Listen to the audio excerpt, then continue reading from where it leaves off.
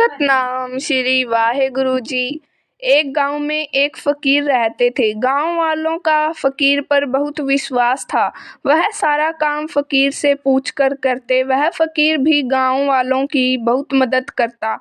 अपने उपदेश द्वारा अच्छे संस्कार देने की कोशिश करते। एक बार गांव में एक अजीब सी बीमारी फैल गई जिससे गांव के सभी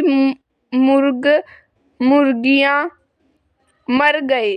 गांव वाले फकीर के पास गए और विनती की, बाबा जी, हमारे सारे मुर्गियां किसी बीमारी वश मर गए। फकीर ने कहा, अच्छा हुआ, परमात्मा जो भी करता है वह हमारे भले के लिए करता है। फकीर ने यह वचन सुनकर गांव वालों ने सब्र किया और वापस चले गए।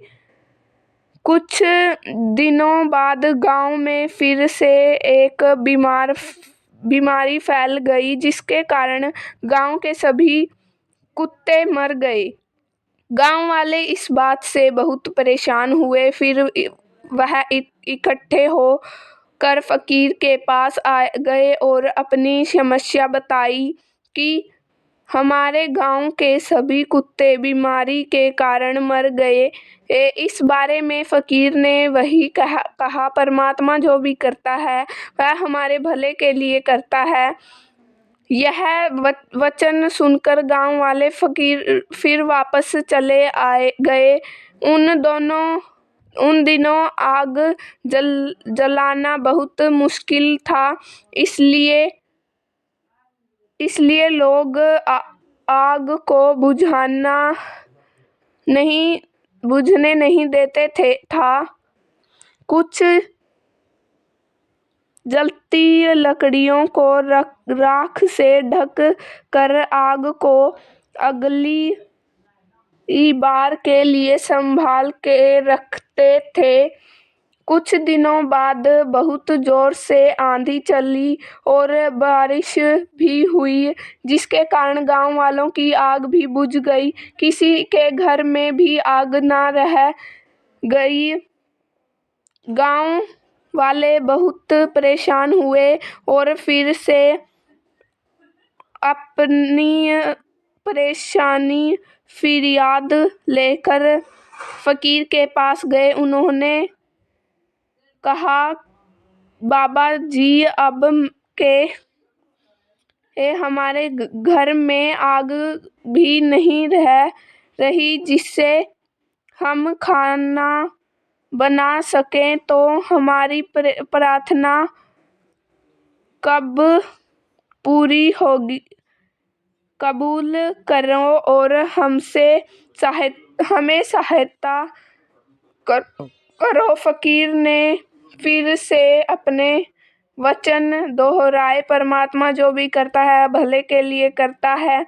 यह सुनकर कुछ गांव वालों का सब्र टूट गया। उन्होंने कहा कि आप हमारी मदद करने की बजाय बस यही कहते रहते हो कि जो भगवान करता है वह हमारे भले के लिए करता है।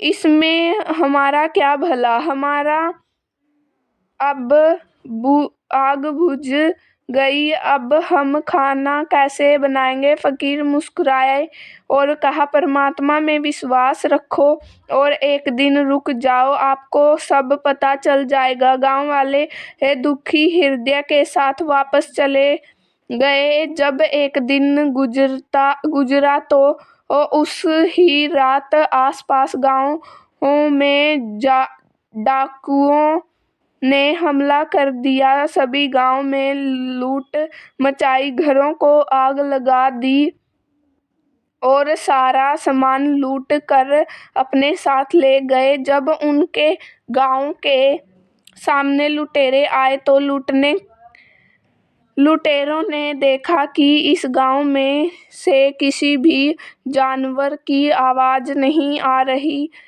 और न ही किसी घर में रोशनी और तो और ना ही किसी घर में धुआं निकल रहा है। डाकुओं ने समझा कि यह गांव उजड़ चुका है, तो इस गांव में जाने का कोई भी फायदा नहीं, तो डाकू वहां से चले गए। जब सुबह होती है, गांव वालों को पता चलता है कि आसपास के गांवों में डाकुओं ने बहुत लूट मचाई, घर भी फूंक दिए, लेकिन उनका गांव बच गया। गांव वाले इकट्ठे होकर फिर से फकीर के पास गए और कहा कि हमारा गांव कैसे बच गया। फकीर ने गांव वालों को समझाया, गांव में ना तो कोई मुर्गा था, ना कोई कुत्ता था और ना ही आग थी। डाकू ने समझा कि गांव में कोई भी आदमी नहीं रहता, तो कहाँ क्या लूटेंगे, इसलिए लुटेरे गांव में नहीं आए। तभी तो मैं कह रहा था, परमात्मा जो भी करता है हमारे भले के लिए करता है। जो भी